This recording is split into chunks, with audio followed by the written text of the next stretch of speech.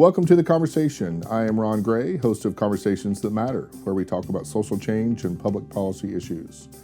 We're in the middle of an election season here in Kentucky. On November 5th, we'll elect several statewide officials, including our next governor and lieutenant governor. Among other races include a special election for circuit judge in my hometown of Lexington. It's rare we get to know the judicial candidates, so I wanted to introduce you to the ones asking for your vote this election. Both candidates agreed to sit down with me and have a conversation about themselves and some of the issues they see in the courtroom. First up is Judge John Reynolds. Judge Reynolds was appointed to the bench in early spring by the governor by recommendation of a special committee. In our conversation, you'll get to know John and how passionate he is about the work being done in the circuit court. Let's jump right in with John.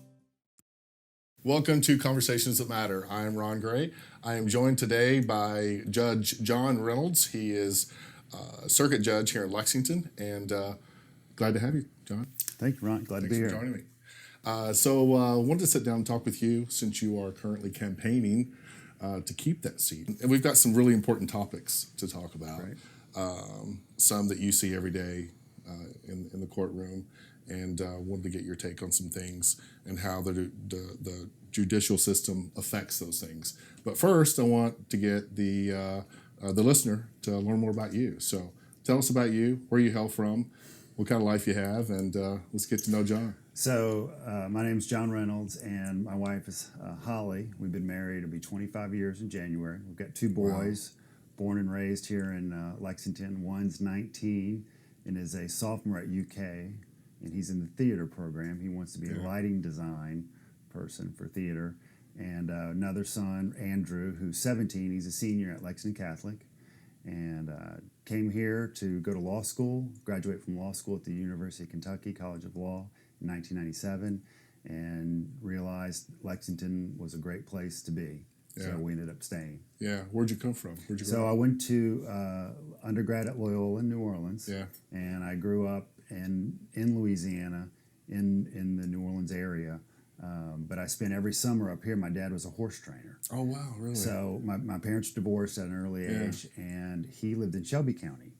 So I spent every summer working on the farm. You know, every time summer rolled around, they shipped us off up here, and we worked. Worked every summer, and then when I got out of college, came up here and worked on the farm. Applied to law school, and I could have gone to Tulane, or I could go to UK as an in-state resident because my dad lived here. Mm-hmm. So I ended up at UK, and glad I did. Yeah. Yeah. Is Holly from here? No, she's from down there too. Oh yeah. Yeah. High school sweethearts or college sweethearts? Well, we knew each other in high school. Okay. Yeah. And when I was at UK, she was getting her undergrad degree at UK while I was in law school. Wow! So she's a UK grad too. I can't believe you guys have a 19 and 17-year-old. It went by fast. I think I feel like that's aging me more than you because I felt like I was older than you. But geez, life goes by so fast. Those years.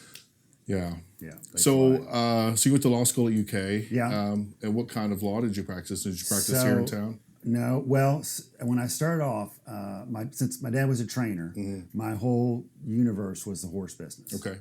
And when I was in law school, I went to work for Don Sturgill, who's now passed away. But Don was the equine lawyer for Lexington. Mm-hmm. I mean, like he did the syndicate agreement for Seattle Slew, and he was the guy. Mm-hmm. So I went to work for him as a law clerk. Oh wow! And then while I was there, I met Mrs. Payson and her son Dean Grimm, who owned Payson Stud, and I went and worked at Payson Stud as in-house counsel. Okay. Basically, we were running the stallion office for the farm. Wow. Did that for a few years, and that was great, and I loved it, but I didn't feel like I was using my law degree. Mm-hmm. I felt like I needed to be in the arena, in the courtroom. Yeah. So I went out and hung up a shingle and started practicing law, and didn't have any clients, so I took a contract representing the downtrodden, the people that couldn't afford a lawyer. The Department of Public Advocacy paid me to represent them. So this was in Jessamine County at the time. Okay. So I was a public defender for years, and that's how I got my experience. That's how I got my trial practice and learned to try cases and learned to practice criminal law. And that's what I did for 20 years, probably. So you've paid your dues. Yeah. One might say. Yeah. And seen a little bit of everything, I would suggest. So how'd you find your way to the judicial side of law? So last year I had been practicing, as a solo for so long, and my kids were, John Henry, my oldest, was just graduating, and my youngest was a sophomore, and I really felt like I could make a change at that point. Like I kind of had got them to where they needed to be. Yeah. As a dad, got them through school, getting them on to college, and I felt like, I can kind of do something different. So there was a vacancy created when Judge Ishmael retired last year. Okay. And they sent out an email and said, if you want to be considered for this. I thought, that'd be a good way it'd be change of pace for me, but also it'd be public service. Yeah. It's something that I think a lot of lawyers always think about doing. I had never really thought about it. I'm not one of those people that were in 5th grade saying, I want to be a judge. Never really thought about it. Yeah. But that day, when I was sitting at my desk and the email came in, I just thought, that could be something. So literally, I went online, and there's a form that you send in, and if you make the cut, I guess they call you and tell you to come interview. Yeah. So I got the call, and they said they want to interview you. So they called me up to the Fayette Circuit Court. What people don't understand is that there is a judicial nominating committee. Okay, it's made up of 4 non-lawyers, 2 lawyers, and the Chief Justice of the Supreme Court, who's John Minton. It's a bipartisan nominating committee. So they interview everybody, and from all the people they interview, they nominate 3 to the governor. So the governor can only pick from those 3. And he doesn't have to pick from them, but if he chooses to pick from them, he has to do so, I think, within 60 days. If not, then he kind of passes it, and the chief judge gets to pick. Okay. So they called me to go interview. I'm like, great, I've got nothing to lose. Right. That's the best way to conduct an interview, by the way, because I wasn't even nervous. Absolutely. Just walked in like, can't believe I got this far. This is great. Yeah. You've got a good gig to fall back on if this doesn't work out. Yeah. So walked in. I guess I did a good job because Chief Justice called me that night, and I'll never forget it. I was walking my dog on Cochran Street, and the phone rang. It was a 502 number, and I was like, oh man. And Chief Justice Minton said, John, your life's about to change. Wow, that fast. Yeah. He says, you've been nominated. So wow. Then there's a second round of interviews that you have to do in Frankfurt. Okay. So that was like a month later. So for a month I was in this limbo. But then I went and did that, and then got appointed, and I was appointed in January of last year. Served through November, lost that election, and then I was reappointed to a vacancy created when Judge Goodwine went to the Court of Appeal. Court of Appeals. And both circuit. Both, Division 3 last year, Division 4 this year. Okay. Yeah. Same job. Well, talk a little bit about the difference between circuit and district court. I think a lot of people don't understand the difference, and there's so many different divisions and numbers here and there. I think when we go to the voting booth, picking judges is one of the most important things we're tasked with as members of the community. And so often we don't know anything about the judges, or we don't know anything about district court versus circuit court. So give us a quick tutorial on the difference and really why it's important to be informed on who we're selecting. Yes. And the best tutorial can be found online on YouTube. We did a video last year called "What Does a Circuit Court Judge Do?" Okay. And it's on YouTube. We'll dig that up and put it on the screen. Please do. It's great. Yeah, it's and great. We'll give it out on the end of the podcast. My former intern, Miles Meehan, who's now a first-year law student, he's the one that shot that for us. Yeah. And Miles did an excellent job. But nobody knows. If you stop somebody right now on the street and said, what's the difference between circuit and district court? And if they're outside the legal universe, they have no idea. Yeah. And why would they, right? Yeah. So district court, to answer your question, deals with minor crimes, misdemeanors, traffic tickets, probate matters, and small claims, anything less than $5,000. So if we're suing over a $3,000 bill, we would be in district court. Okay. So circuit court, what we deal with is felonies, anything punishable by from a year to capital murder. Okay. Right. So like my schedule in the next 2 months, I've got 2 murder cases coming up. Okay. So that's the kind of stuff we deal with. I just left court. Judge Travis had a murder case they were doing closing arguments in. Okay. So in circuit court, what we're usually dealing with is the very serious crimes that, have obviously, just significant consequences on everyone, Okay. the victims and the Are there defendants. more circuit courts than district? So there's 5 divisions of the circuit court, and I think Okay. there's 5 in district, or 4 or 5, yeah. Okay. So it's about the same. And then the other part of the job, which is a really minor part, I'd say not minor, but maybe 25% of my time is spent on civil docket, so lawsuits.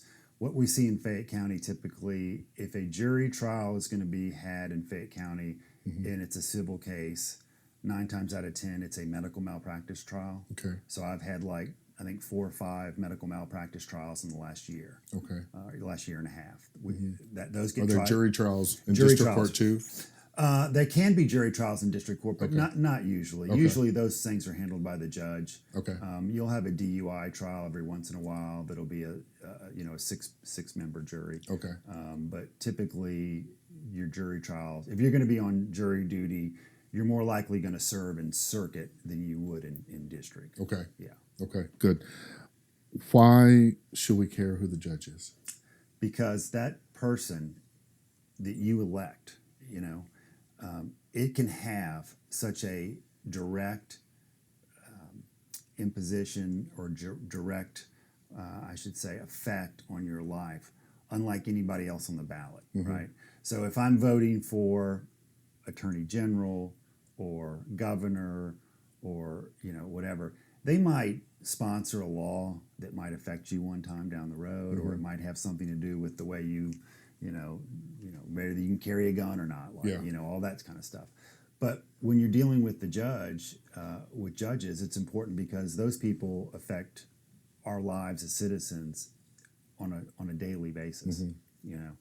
If you're the victim of a crime, you want to know who the judge is that you're going to be in front of. If you're the defendant or your son or daughter is charged with the crime, or you're going to court in a med mal case where you think you've been injured, or if you're a doctor that's been in litigation for 3 or 4 years and you're awaiting trial and it's a 2-week trial. I mean, first question they ask is, who's our judge? Who's going to be overseeing this? So it's very important. So, hopefully you never need us. Hopefully you're never in that position. People say to me all the time, well, John, I hope I don't have to see you in court.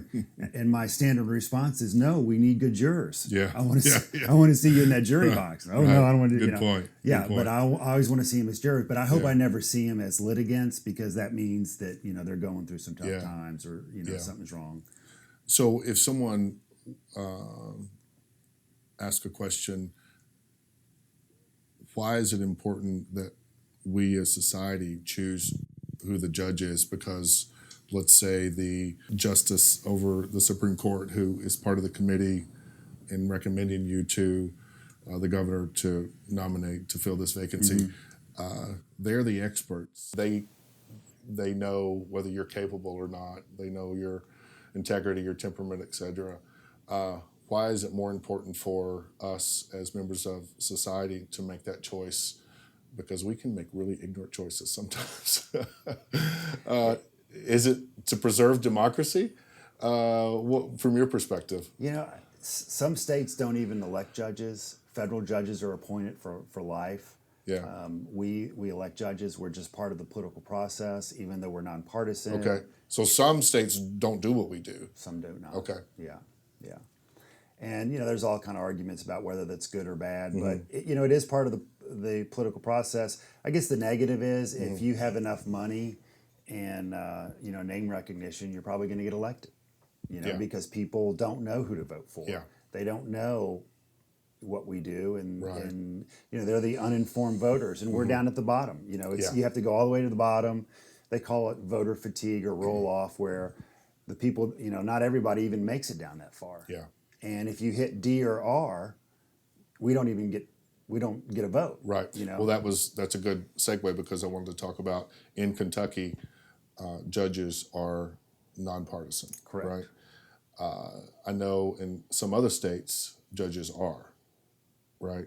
Do you see an advantage or disadvantage to that? It should totally be nonpartisan. Because your opinion from the bench is always nonpartisan. So why would it matter whether you're a Democrat or Republican or an independent, right? You read the law the same. Yeah. So Well, you're supposed to, right? There shouldn't be any lens Yeah. on it whatsoever.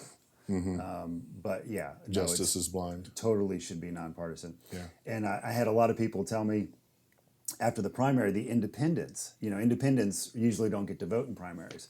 But our race for the 4th Division Circuit Court was the only local primary they could vote for. So I had a lot of independents tell me, Yeah. I went down and voted. You were the only guy I could vote for. First time in a primary. Well, it's the only way in a primary they can vote. Yeah. But I went down and voted for you. Yeah. All right. That's great. Yeah. Well, let's kind of segue into some topics that we're going to talk about. And I know as a judge and as a judicial candidate, there's limits to where you can go. So I'll certainly respect that. And if we go too far, you just direct me back to where we need to be. But the opioid epidemic is just outrageous across the country, and especially in our state and in Lexington as well. Where do we go from here? That's a big question, but I mean, it's a hot mess how we got here, but where do we go from here is the important question. What we're doing is not working, obviously. If we have criminal motion every Friday we have criminal motion hour. And I'll have 100 cases on the docket, and no question, half of them are drug related. Wow. We're spending, Lexington, the proposed annual budget for next year is $40 million for the Fayette County Detention Center. Now, if my docket is half drug possession or drug trafficking, sometimes it's possession that gets a little charged up as trafficking, but are we spending $20 million a year to house our drug possession defendants, citizens in the county jail? Because if we are, that's a mistake. We need to have some housing for them. We need to have some programs. Not everybody needs to be behind that security fence, you know. So we have to have some sort of transitional housing, some sort of programs, because it does not make sense. And that's the one issue that really, talking about partisan politics, that's the one issue that crosses, party lines. Everybody agrees we do not need to be spending that much money housing people with opioid addiction problems. Right. And when you talk about opioid addiction, there's different classes of opioids, right? So you've got prescription drugs that a primary care provider or MD, nurse practitioner, et cetera, can write a prescription for, like OxyContin or Percocet or Lortab. And then you've got manufactured drugs like fentanyl, and then heroin, it's considered an opioid as well. So you've got a whole conglomerate of drugs here. It's not, the problem isn't just one type of drug, is it? Are you seeing a whole combination of things? The fentanyl is constant now. Is that the predominant issue now? Since the pill mills shut down, you don't see the OxyContin like you used to. Do you feel like that is in part what got us here? No question. Yeah. No question. Because, and I practiced criminal law for years. 10, 15 years ago, heroin, well, that was a hard street drug that you never heard about. Now it's run of the mill. Now it's the standard. But back then, I mean, it was oxys, Percocet, and meth. And now meth is coming back a little bit. I'm seeing more and more meth, but nothing more than heroin and fentanyl. So now that the pill mills have been stopped or slowed, people are moving to more street type drugs because they can't get access to anything else. Right. And now they're addicted. Yeah, and people weren't dying on the oxys like the heroin and the fentanyl. That was pharmaceutical quality, if you will. Right. But somewhat controlled. Yeah, and they weren't. Yeah. Most of the time they weren't shooting it up. They were, Right. they'd get snorted or Yeah. But the fentanyl, they don't know what they're getting. They don't know the level. Nobody's testing this stuff, so it's very dangerous. Well, across the country, according to the CDC, there were 70,000 plus drug overdose deaths in 2017. Opioids were almost 48,000 of those deaths in 2017. And I know in Kentucky, we're one of the top states in the country that's had this problem, but it's spread like a cancer all up the Northeast, Southwest, all across the West Coast. So what kind of power and authority and influence do you have as a judge to impact where we go from here, instead of incarcerating people who are now addicted to these types of drugs? How can you influence a changing course so that we can offer treatment? There's an argument of who's responsible for the cost of that treatment. Mm-hmm. Is it the pharmaceutical companies? It goes on to, but regardless, where do we go from here to get people help so that we're not losing people to death and putting tens of thousands of people in prison? Right. So I think what we need to do, what Lexington needs to do, is we need to buy into this medically assisted treatment program that Jefferson County and Kenton County have used effectively. For some reason, this jurisdiction has been very slow to warm up to medically assisted treatment. I'm a proponent of it.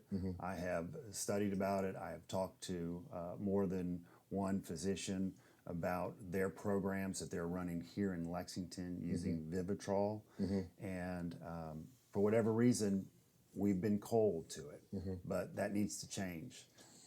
I stopped counting when my 12th former client, and somebody that I knew personally, died from an overdose.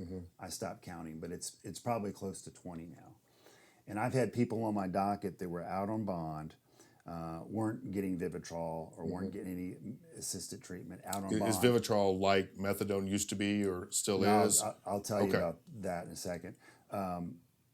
Were not getting any treatment and OD'd before they came back for sentencing. I had this gal 2 weeks ago, went to call the case, and I had this big packet of information that people had sent me letters. The cabinet had removed her children, but she was working her case plan. She was going to get the kids back.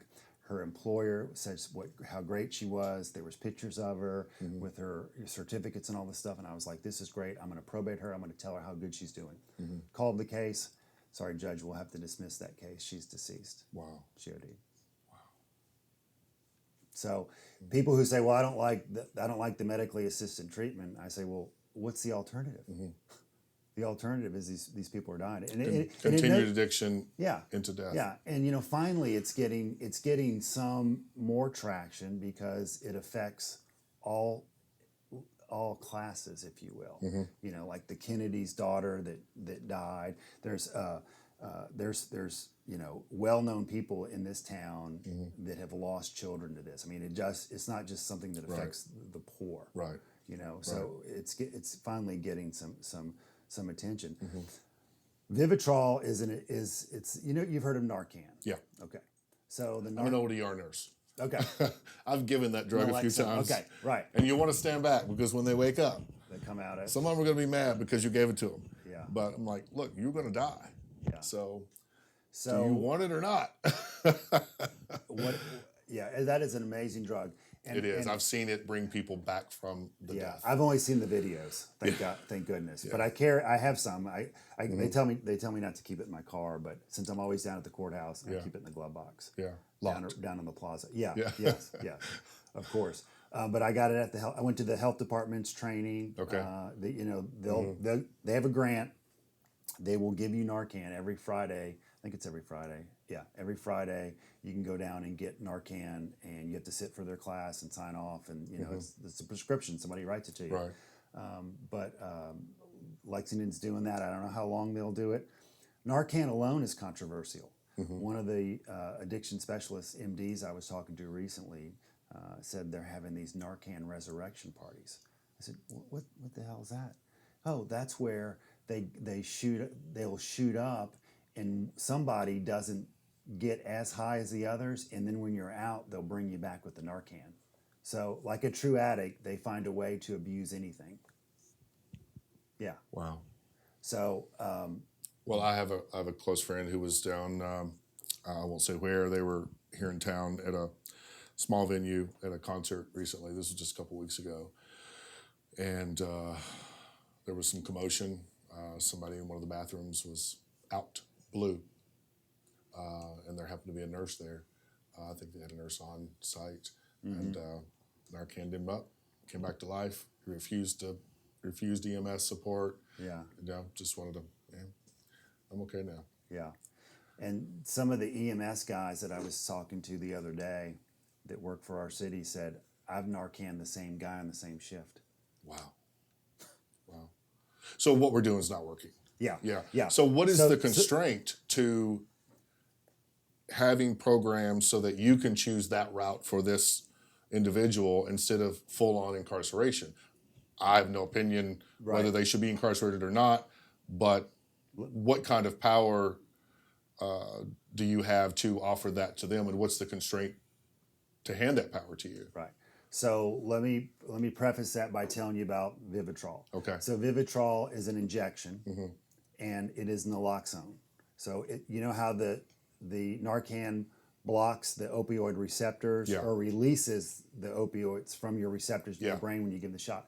So the Vivitrol is given once a month. And Narcan, for people who are listening or watching, is the drug that EMS carries around when people are out. They either inject them or spray them in the nose, and they come up out of the comatose state, if you will. Yeah. Okay. Yeah, and there's plenty of videos on YouTube you can watch of people doing that, where they're literally, like you said, blue, and they just wake up. Yeah. It's weird. So Vivitrol is that same drug. It's a non-narcotic. Okay. It is not methadone. It is not Suboxone, buprenorphine. It is Narcan in a shot. Okay. And it blocks the receptors.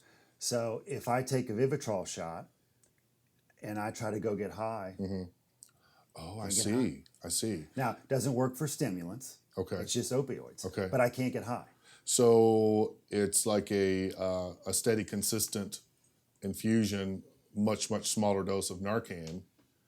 Do we have any studies on how that affects the brain or any long-term adverse effects? Yeah. Is it negative or minimal at all? Here's the biggest risks with Vivitrol. The biggest risk is that if you're on it and you stop and you go back to using, and I'll tell you how we do this at the jail. But before you get the injection, there's a lot of informed consent. There's a little education that you have to know about it. And one of the things they tell them is, look, you can't be on this. Ideally, you're on it for 12 to 14 months. Okay. And it's medically assisted treatment. You're getting treatment. You're getting the counseling. You're working on. So it's not just you're taking a drug and you're going about your normal life. There's other things that are medically assisted treatment. Gotcha. It's a combination treatment. Yes. Yeah. So if you do the program for 12 or 14 months, you should be good. And that's usually how long a successful Vivitrol patient is on it. Okay. Say in 3 months, he's like, I just want to go back to using. And you stop using. And then you go back to the level of heroin that you were using before, you will probably die. Okay. So those are the risks. The other criticisms are, well, it does nothing for, meth or cocaine or anything else, but. Well, one battle at a time, right? Yeah. At least you're not dying. But this is the opioid epidemic is the predominant issue among it's those what's killing that are people. Meth dying. will slowly kill you. Yeah. But not like heroin will. Right. Or fentanyl. And the opioid addicts are the ones you're seeing in your court that are not getting better. They're just coming back or they're dying. So to answer your question, so here's how this would work. You're in jail, and I know you're clean because you've been in, assuming you haven't had any contraband in the jail in the last 3 months. You've been in jail for 3 months, working your way up from district court, and you come before the court. You're nonviolent. This is typically, you're typically female, nonviolent, numerous possession charges. You obviously have an opioid problem. and you say, Judge, I want to get out. I want to start working on my case plan. Maybe my kids are in foster care. I want to, get back to work. I want to start, paying child support. I want to get my life on track. I want to work my case plan so I can get reunited with my family. But you're a risk to yourself because if I let you back out, I know you're going to use again. Okay. They can get, with the grant that the state has received, you can get the Vivitrol shot in jail. So I could say, if a defendant comes before me and says, I want to get out, I'm willing to do medically assisted treatment. I heard somebody in my cell talking about that, or, what about this? I'm not going to order them to take it. Okay. But if they come to me and say, I'm willing to do this and I want to do this, then the nurse, the doctor will prescribe at the Fayette County Detention Center a Vivitrol injection. You have to give it when you're clean. You can't give it to somebody that's been using or it's on Suboxone or anything. Okay. So she would get the injection. They would keep an eye on her, make sure she didn't have any adverse reactions. They would schedule the appointment for the outside provider for 30 days out. They would schedule the counseling with that person, and then I would put them on probation. And as terms of their probation, they are to complete the program. So the program, if she doesn't show up in the next 30 days, or she's non-compliant, or she's tested positive for cocaine, back to jail. I'm calling you. Right. Yeah. Probation and parole is going to let me know. Yeah. But if they're doing everything they can, everything they should. How often does someone get the injection? 30 days. Every 30 days. Yeah. Okay. And typically for about a year. 12 to 14 months is what the doctors say. And have you seen folks that have been in your court that have successfully completed or are successfully completing or working on the program? No, because we haven't even got that far. Oh. This in Fayette County. Where's the hope? It's coming. In Fayette County, we are in the baby steps of this. Okay. This has worked in Kenton County. I got you. In Jefferson County, County. Pulaski, Somerset. What? Yeah. So it's slow to And catch there on has here. to be studies, cost saving studies. Oh. Not to mention the lives of people, but also kids that get reunited with their parents who get clean. But there has to be cost savings to the taxpayer if we can help these folks get clean. Not being in jail. Yeah, not being in jail is the cost savings. Just the per diem. Yeah. Not committing crimes. Yeah. Not killing themselves. Right. Well, and then what effect does that have on the entire community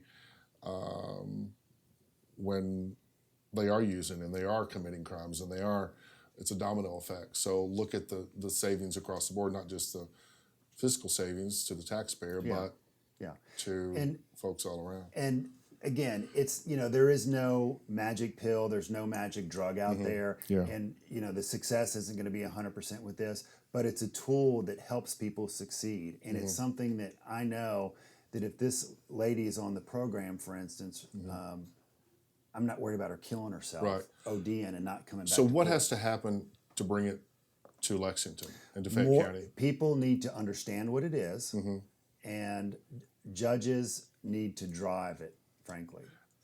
If you wanted to order it tomorrow for a defendant, what's the constraint? Is it not available? Or do we have to pass a law to open the opportunity up? No. It is all available. Okay. It is all in place. I've spent the last several... Do they have it at the jail? They have it at the jail, and it's all in place. Judges need to embrace it and use it. Okay. And not... It has a stigmatism, okay? People are like, oh, well, that's methadone or that's Suboxone. That's just replacing a drug for another drug. That's not what Vivitrol is. It is a non-narcotic. It's an opiate receptor blocker. Right. That's all it is. So are you allowed to suggest it to a defendant? Usually, so the last two that have come before me that I'm signing orders on, the last two have come before me and said, hey, Judge, I would like probation, and some just say I need to go to inpatient. And I say, okay, go to inpatient, complete that program. If you walk away, you're going back to prison, or do X, Y, and Z. So some people need that. They need to be away from the community. Other people need to work their case plan. They need to go to work. They need to get back in a routine. They need to rebuild their lives in this community. So those are the people that need that. And so I'm doing it for those two. Okay, good. And I hope to have success. Okay. I know that relapse is a part of recovery. Right. But So more awareness, more education to the community who needs it, and it's available. It's available at the jail. It is available right now. Do we know if providers in our community are aware of this drug and how it's used? So when they come out and they have to show up in 30 days, are they going to know what's going on? Yes. So because we don't want them to fail. We don't want to put any obstacles in anybody's way. Dr. Sozo doesn't have an appointment this week for you. No, sir. So before they leave the jail, they will know where they're going, the appointment date, and it won't be 30 days. It will be a week because they're going to start that counseling immediately. This is why it's important to know your judicial candidates, because you're all in. Yeah. You've done the work. You've gone and stood in line for your Narcan. You've done the research. You're ready. Yeah. Yeah. We need to start doing it. Well, there's a couple more topics I want to talk about. And by the way, I heard on NPR today that the ACLU is suing the federal prison system to allow access to opioid addicts for a drug called buprenorphine. Buprenorphine. Suboxone. Okay. Now, but see, that's a different. It's a whole different. That's a whole different animal. thing. Yeah. And if you're in jail and you're clean, you would be taking a step backwards to get on Suboxone because that's a narcotic. That is a narcotic. Like methadone-like drug. Okay. Right. So the only reason you would need to take. We're so damn ignorant in this country. Well, I mean, it's complicated stuff. The only reason you would need to go to jail and take your Suboxone is if you were serving like weekends or you were serving like a tour, 2 days or here and there. Because if you're in jail and you're clean, you don't go back on it. That's only for people that are on it, for years, and they got to go serve some time and they got to take their medication with them. But you would not. Methadone's been around for a long time. I don't work in the clinical ward anymore, but I was an ER nurse and started my career in '98, and I worked in a psychiatric institution just as a second per diem job. When you're young and right out of school, you're working 5-6 days a week. So I picked up a second job and learned a little bit about recovery and treatment. And it seems like methadone's been around for a good 25 years, and have we made very, very big strides? Well, I don't know. The buprenorphine. That's from a non-expert. I'm just a layperson making a suggestion is just new and improved methadone. Okay. But the problem with it is it's not liquid where it's a film strip. They can divert it, so they can sell it. Okay. They can cheat it. Methadone, you have to drink it in front of the provider. But I mean that's the problem with buprenorphine. Now there's a shot coming out. There's an injection coming out where they can inject the buprenorphine under the skin. Yeah. Sublodex, I think it is. But anyway. Yeah. Who knows how that'll go? Yeah. Yeah. Well, the only good thing about that is you can't divert it. Once they give you the shot. So now we've seen promise from Jefferson County, Kenton County, Pulaski. We've seen people benefit from Vivitrol. Absolutely. Yeah, good. Well, kudos to you for pushing that here. Are you talking to your judge colleagues about this? I mean, are they interested in pushing it? And I'm trying to get them on board. Yeah. It's it's slow. Yeah. Yeah. Well, let's shift a little bit because I could talk forever on criminal justice. I know you and I chatted a little bit about some issues that were important to you and prison population and racial disparities in sentencing, those kinds of things. It's a real issue.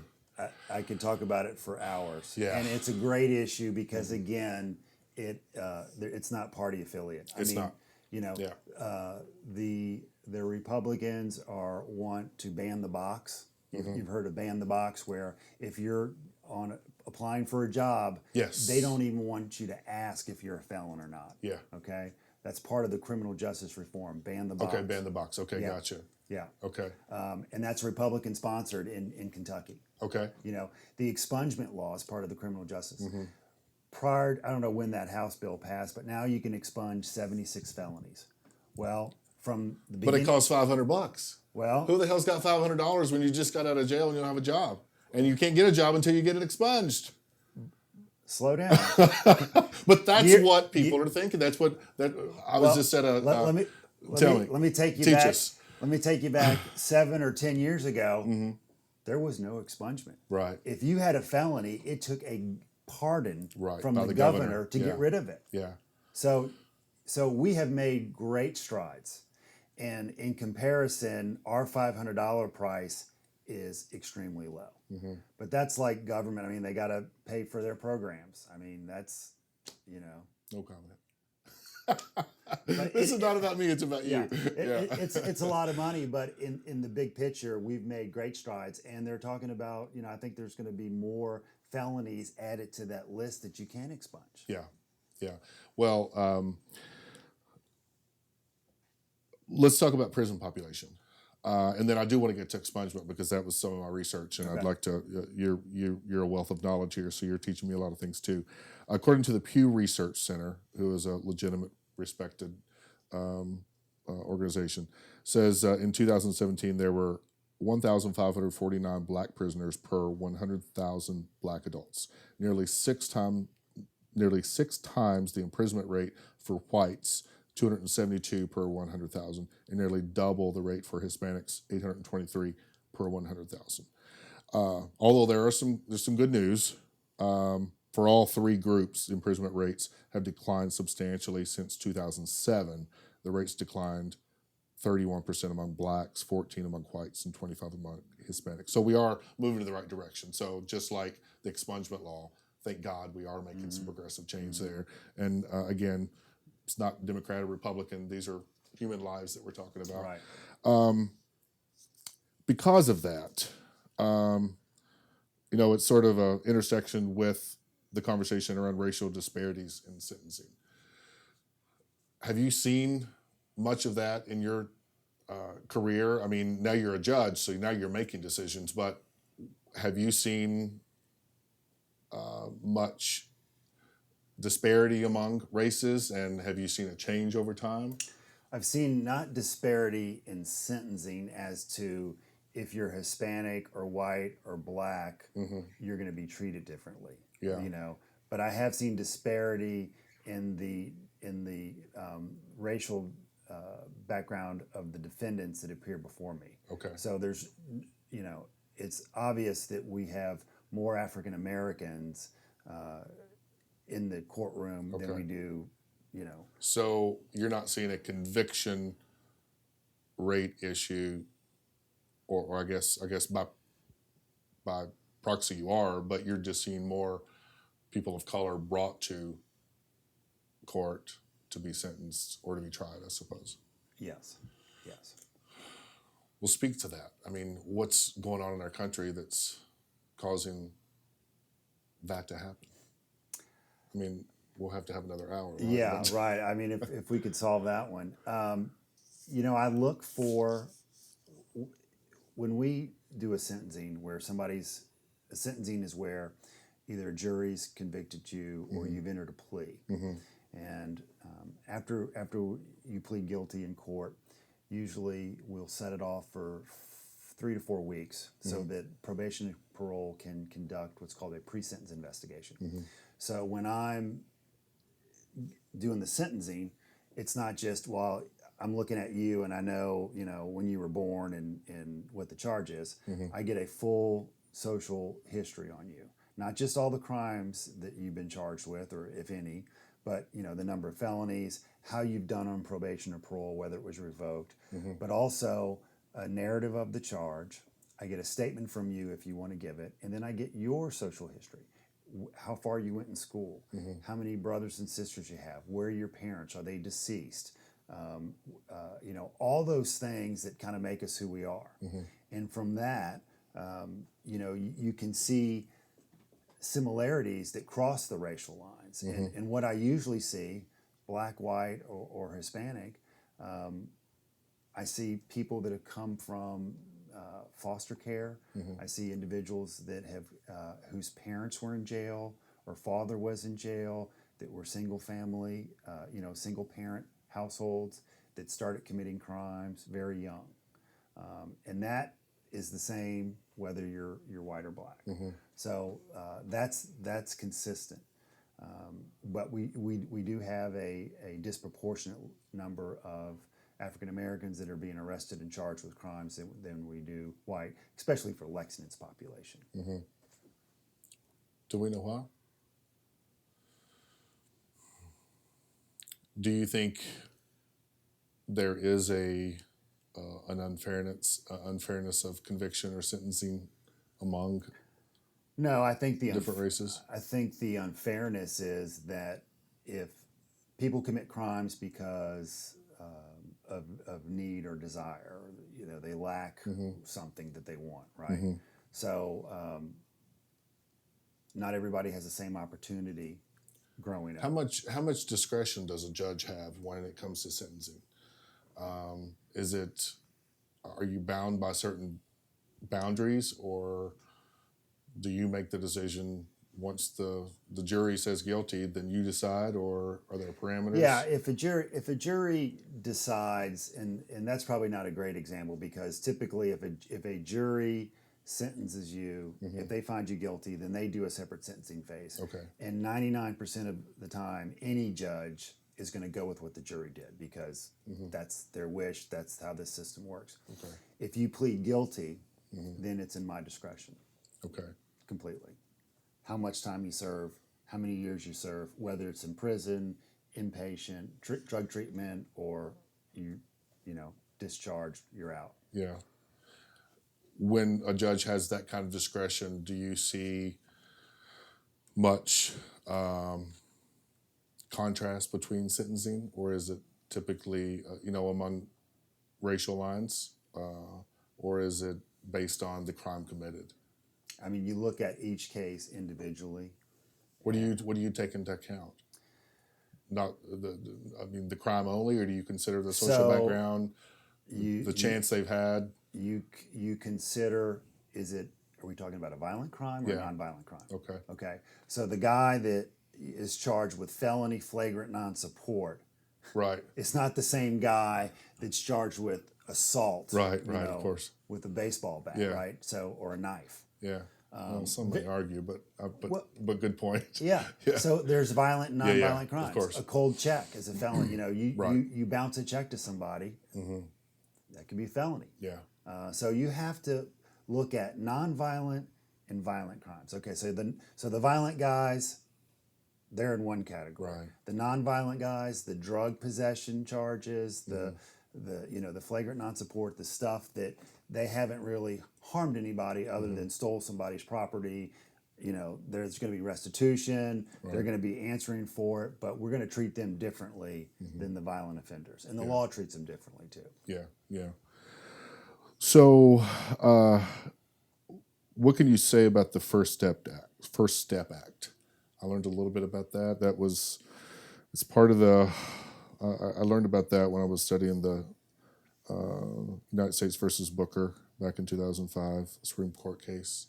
I'm getting way in over my pay grade here, but it's supposedly giving judges more discretion in sentencing.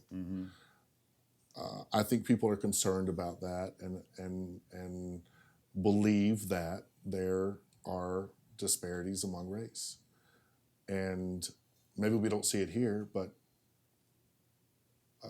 I don't see it. I do not see. I mean, you got one white guy over here with a bag of weed and one black guy over here with a bag of weed. There's some differences in who's going to jail and who's going to get out of it based on who's got more money to get out of it. Is the common thread not among the layperson? Well, among the layperson, that's the idea that people have. So how can you assure us that that's not going to happen in your court, or that doesn't happen in Lexington? I don't know. Does it? No. I've never. I think people are just tired of thinking that people can buy their way out of trouble. Because they've got the big lawyer, and the lawyer comes in and finds every loophole in the system they can to get sweet little Johnny off this weed charge. No. You can spend all the money you want on a lawyer. That is not going to affect anybody's decision. And in fact, we work more closely with the public defenders in Fayette County than any other private defense counsel, any other private lawyer. So there's a relationship there where we know these public defenders.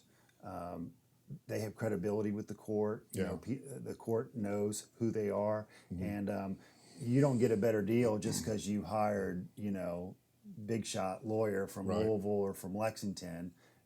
We're going to treat you the same. Yeah. I mean, there's no pressure or no incentive not to treat the public defender guy just as the criminal defense lawyer. Yeah. The private one.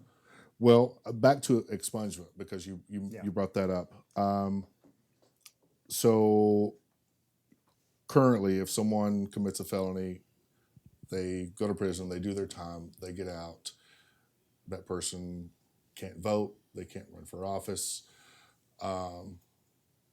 Has Kentucky changed the parameters around that, or are there ways that I know you talked about expungement? There are certain 70-something felonies that can get expunged. So what?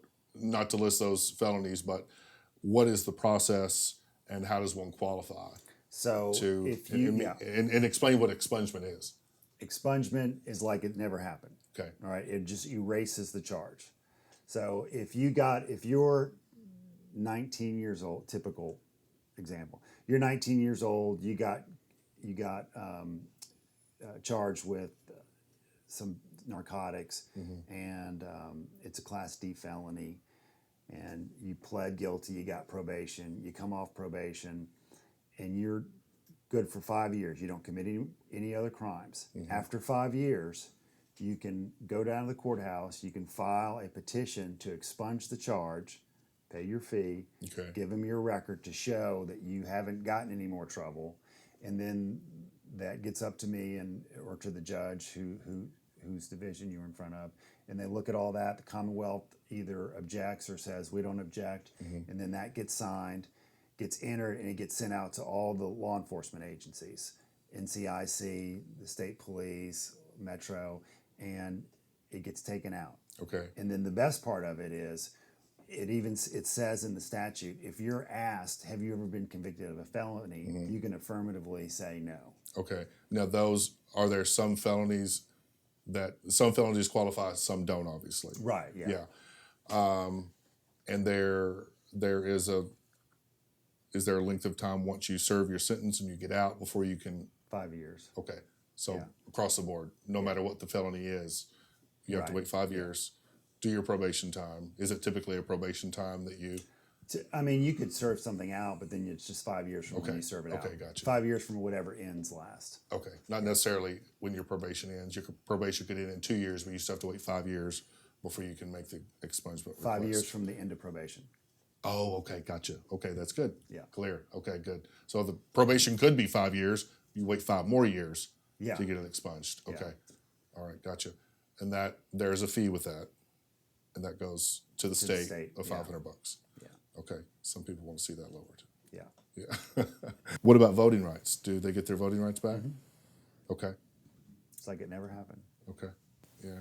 There's a push still for, I guess, different types of felonies to be expunged, right? Is there? Yeah, they're going to add to the 76, and I haven't looked at that. Maybe they have. Maybe they've already talked about it. But it started off with 76. The other part of the criminal justice reform is they've created these baby felonies where it used to be the lowest felonies of Class D, 1 to 5. Some of these drug possession charges, they call them baby felonies. They're 1 to 3. So they've lessened the years that they can even give you on these type of charges. Yeah.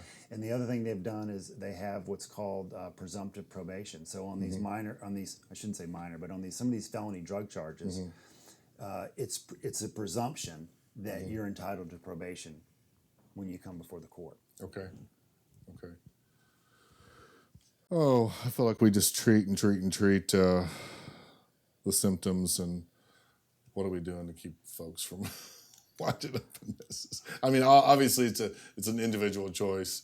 But there's so many circumstances that it seems like good folks wind up in trouble. I don't know.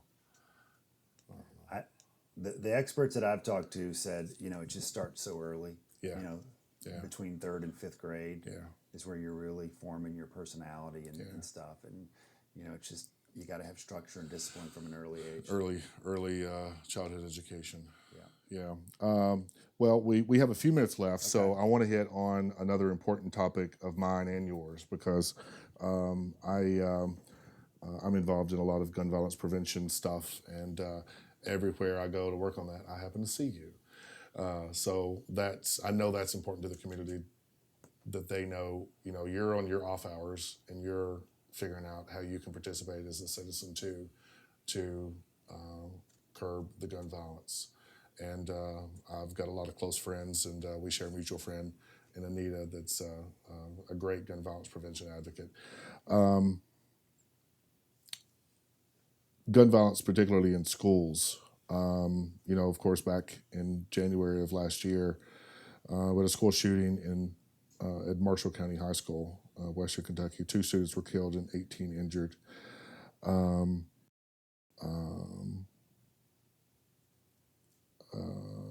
According to Everytown for Gun Safety, gunfire on school grounds in the U.S. included 64 incidents this year so far, 11 deaths, included 3 suicides where no one else was injured, and 41 injuries.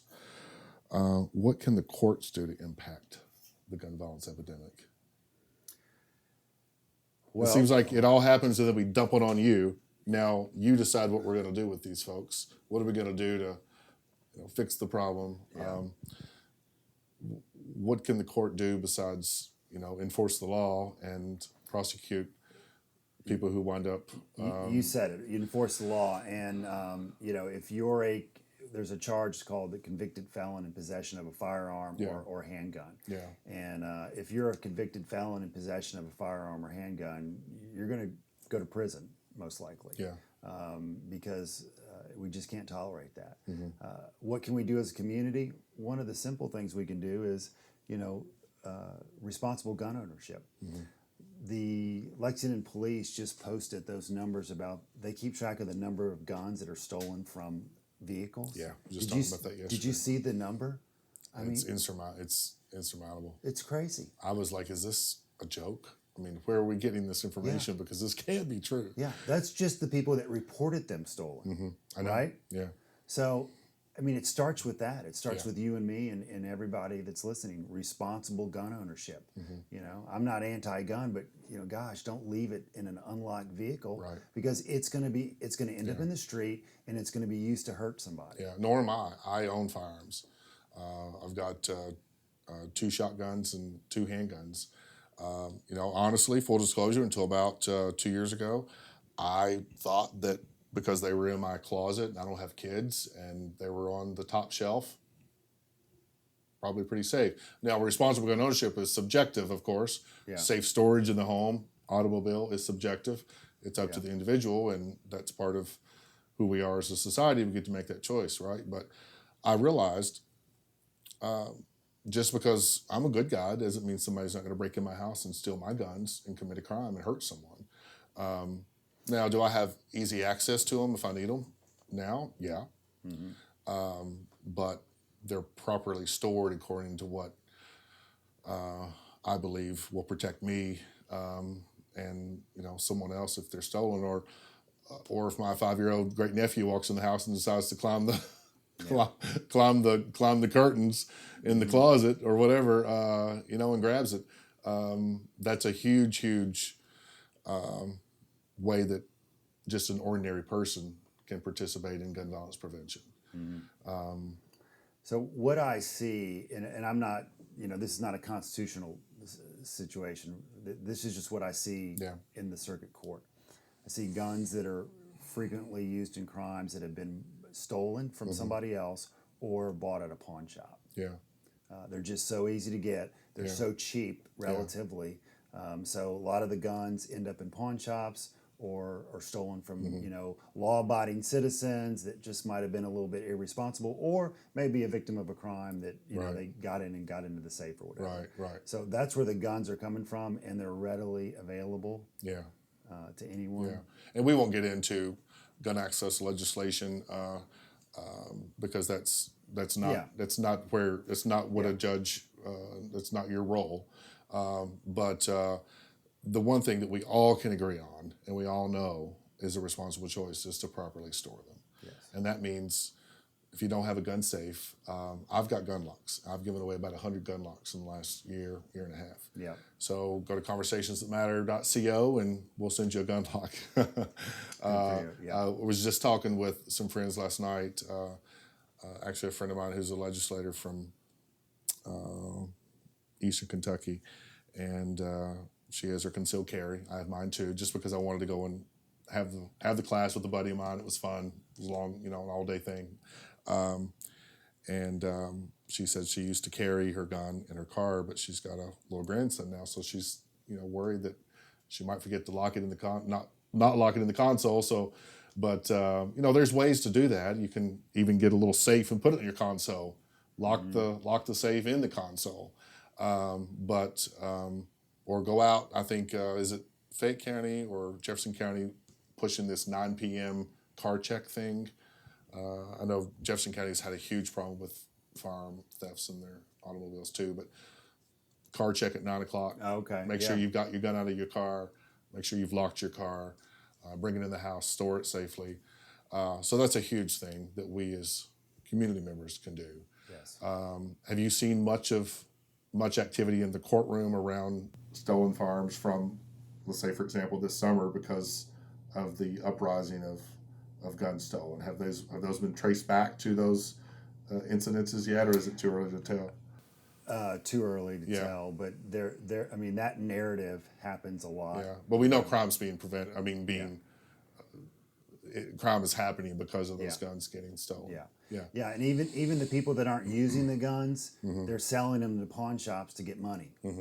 There's something of value. It's a commodity that's easily traded. In the community. So. Yeah. Well, thanks for having this conversation with me. They're hard topics. I decided a long time ago when I decided to do this, I am not going to be a subject matter expert on any of these issues, but bringing in folks like you that have done the homework and, you see it every day, to get your perspective is important. And especially as a judicial candidate, knowing that you're informed, you're not just haphazardly up there throwing around your weight, making decisions, you're doing the work. So that's important for all of Lexington to know. Well, I appreciate it, and I enjoy talking about it. I tell people this all the time, but we have motion hour. My motion hour is at 1 o'clock every Friday. That's where we call all these cases. And everybody who I've ever invited down there to just kind of sit and observe for 30 minutes or an hour or whatever they want to stay, they have always said afterwards, "Wow, I didn't know all this was going on in Lexington. Yeah, didn't know." What the stuff that you guys are dealing with. So I would invite anybody that's interested in these topics to go down. It's our courts. It's Lexington's courts, and go down and see what's going on. So how does the weight of the bench compared to the weight of parenting? There has to be some heaviness there. I don't know. They can both be challenging. The bench, it's not personal like with kids, so it's probably easier. But yeah. Well, thanks for being willing to sit in that chair and make tough decisions every day, and I hope folks will take a little time and listen to our conversation here and get to know you a little more and know that you're ready for the job. That's great. Thanks, Ron. Appreciate it. Okay. All right. Thanks for joining my conversation with Judge John Reynolds. You can learn more about John at www.electjudgereynolds.com.